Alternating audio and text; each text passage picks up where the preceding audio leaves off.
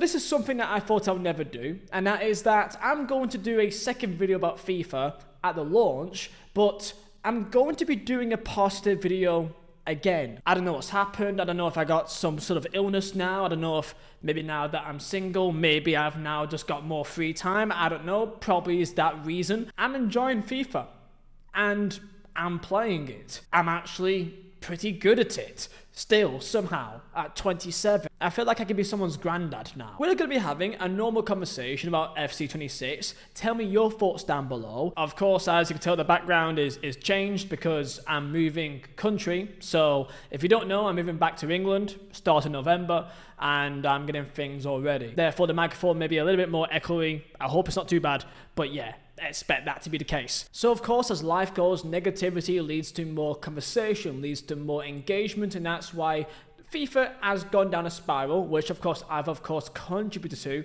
where when you're talking about something in a negative way, people want to have their opinion to it. I think we've now reached a point now with FIFA where if you now have an opinion which is actually enjoying the game, it now has the same effect, where everyone is kind of almost like entrenched with their sadness and their annoyance of a game, that we're all in it together, but we just still play it because two options. Number one, there's not much else to really play if you're a football fan, and number two, due to the addictiveness of what this game does in its general game daily cycle. Every single day there is something new for you to do. Every single day there's a new objective, there's a new SBC for you to come on to try to see if you can improve your team, get lucky or whatever else. The key detail is that the gameplay doesn't actually need to be enjoyable for you to still do these things. You can still play it to a semi-okay level, or not even be that great, but get just enough that you can still improve your team, that it feels sufficient. So comment down below your thoughts, like and subscribe, because I'm going to go into kind of my first month for FIFA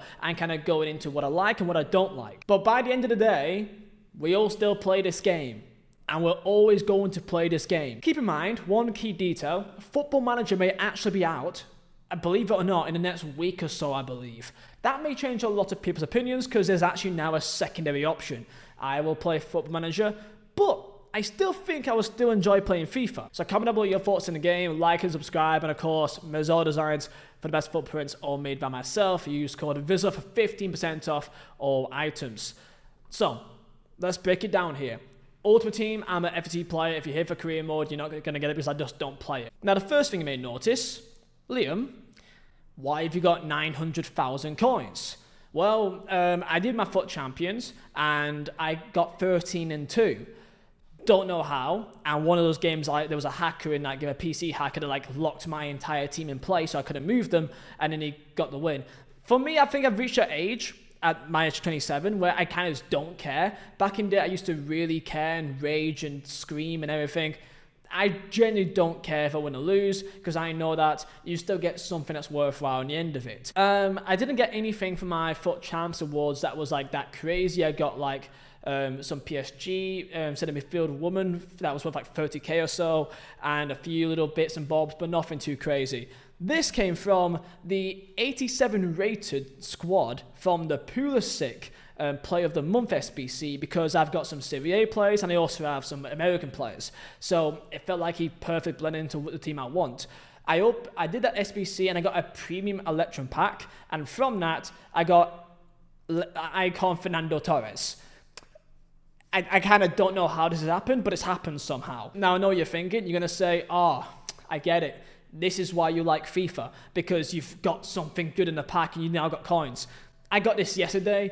I would have done this the same opinion in a video yesterday before I even packed him. This is my first tradable icon, or even tradable big player I've packed, what feels like ever. The last icon legend I packed was back in FIFA 15, which was a legend Fowler that cost like 70,000 coins. This is a first for me. The main talking point this year is power curve, that they've kind of made it harder to improve your squad, and they've lowered down the ratings of players, and evolutions are not as OP, and basically they want to have gold players maintain their value, or have general players from SBCs or whatever else kind of maintain their value so that they could still be worthwhile for longer compared to in the past. You get a player and in another week there's a new player that is just better and is the same price, and then that player is no longer worth anything anymore. That's a big talking point right now, and it means that it's harder to get coins because most things you do get is untradeable, other than your squad battles, which I think is worth doing because it can still be worth a good amount of coins, and of course, FUT Champions. This is one of the reasons why I like this game a lot more, because it feels like there's a lot more incentive to do things because it actually has much more meaning to your club. You packing a good player actually has much more meaning to your club. Tradable or untradeable. Most things you will get is of course untradeable. The only main issue is of course when you go to the store and you go and there's a ton of promo packs there that is still available. So of course power curve is lower, therefore it's harder to get fodder for certain SBCs. These are still available. Like all of these are still available. So in theory, you're kind of making it more pay to win, which yes, that sucks, but at the same time, that's always been the case. Think back to FIFA 15, 14, 13, the glory days, you basically couldn't get coins unless if you got incredibly lucky in a pack or you put money in the game. Or you were incredibly good at trading, and that's why trading was such a big deal back in the day, or like sniping or whatever else. Reason number 2 of why I'm enjoying this game different to other years. Number 2 is going to be the fact that they have added these new game modes that I think are fantastic into adding different things to look forward to during the week. FUT Champions was a main competitive mode, and then kind of Rivals, to a point once you reach your level, became almost insufferable. And then FUT Champions of the week, it became almost the enjoyable thing to play because you played people of different skill ranges a lot of time. Now because of these new game modes, it now makes it that during the week when there is no FUT Champions, there's still things to play. And yes, they can be still competitive, but I think there's a good reason behind it. The Ultimate Gauntlet I think is fantastic. I've not played much this week because I've been busy moving country, but when the first one came out, I enjoyed it. And of course, there's tons of different packs here that you can still get. 7 times 80 plus, a 5 times 81 plus, another 5 times 81 plus. Just by playing it or by winning it, you also get the perfect round. That I think is really cool to showcase that, you know, you've done something worthwhile. I think that's really cool to have, to kind of like showcase your skill and your ability. There's always new players in the campaign that you can do throughout the week that you can just add to your squad. So both of these two, I actually may end up doing some squad battles to try and get these done because I think these are 2 really good players, both Argentine, that could be worthwhile to go and put into your team. And you also get 6,000 season points for doing both of these alone. That makes it also very much worthwhile. And because of Ultimate Gauntlet, having players like these 2 that can link together well Argentine into some sort of team is also going to be beneficial because of how the Ultimate Gauntlet works. So you have 3 different separate teams for 3 separate games per day. There is also live events. So last week there was the live event qualifying and also the main finale. That was another DKT. I did that. I didn't win the finale, but it was something to do during the week. There's so much stuff going on. That's being an hour per day.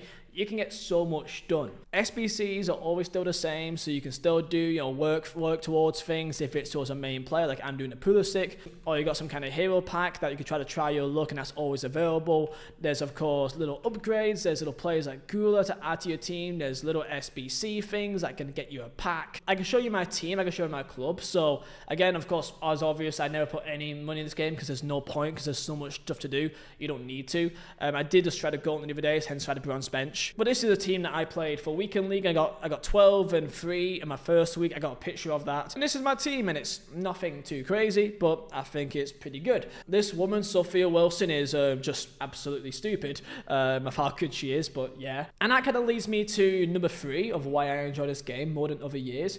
Back in the day, it used to be so much more heavy, the gameplay.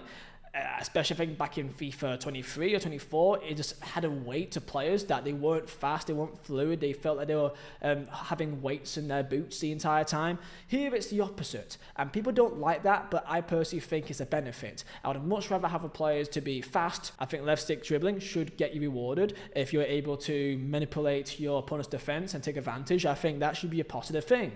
Also, my hero packs actually haven't been that bad. I got a barbell, actually, by the way. Yeah. Nostalgia, I know. But yes, because the gameplay is more responsive, it adds much more of a skill gap for me. And it means that if your dribbling's responsive, I don't find gameplay inconsistency as much of an issue as I used to.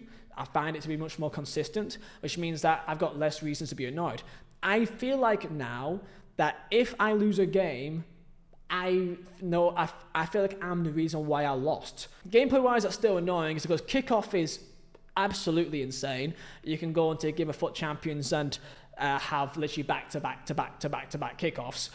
You could try to stop it, and I feel like I stop it a good length of time, but once you play a really good player that knows what he's doing, it's almost impossible at times because they just have these runs that is perfectly in the right position at every single time. And people seem to complain a lot more about defending, but for me personally, I mean, I played games of FUT Champions when I was, 10, 11 games in, I was still keeping clean sheets. I like Chouameni because he's got the centre-half plus, which means that he basically drops into the back four to act like a fifth defender almost in a way. You do need a DM almost that likes to sit in because you just need an extra body in there very much. People would then of course drop deep and try to pot the bus, but they can't go too deep because you can take advantage of that as well. The only thing that I think can improve the gameplay is if you make it where long shots is much more viable. You can still do finesse shots from distance outside the 18-yard box, but realistically there's not much else you could do outside the 18-yard box because usually it does get saved. But I feel like it's fairly balanced. Like other than kickoff, like left stick dribbling is more annoying, hence why therefore women in this game have much more of an advantage because they just of course much more agile, they're smaller typically, so they can move left and right a lot more fast. That's why Wilson's great, that's why this Lavelle woman is great, hence why the Barcelona players and Pateles and them lot, they're incredible to play with because they just move so fast and fluid. But yeah, I don't know what to say. I almost feel kind of icky saying this, but I'm enjoying FIFA. And like, I'm enjoying the routine of it. So yeah, that's my general thoughts about FIFA at the moment. I do apologise, this is very much a simple type of video. However, I'm currently moving country and I'm going to England tomorrow to get my house stuff sorted out. And then I'll be moving to Poland for about a week. So you may see my setup in a different place, but then I won't be fully in England yet. I'll let you know when I am and you would know when I am there. So yeah. I've got a busy 2-3 weeks ahead of me, so I do apologise. It's much more simple, but you're going to bear with me for the next weeks or so. So let me know your thoughts, and I'll see you guys next time for another video. Look after yourself. See ya.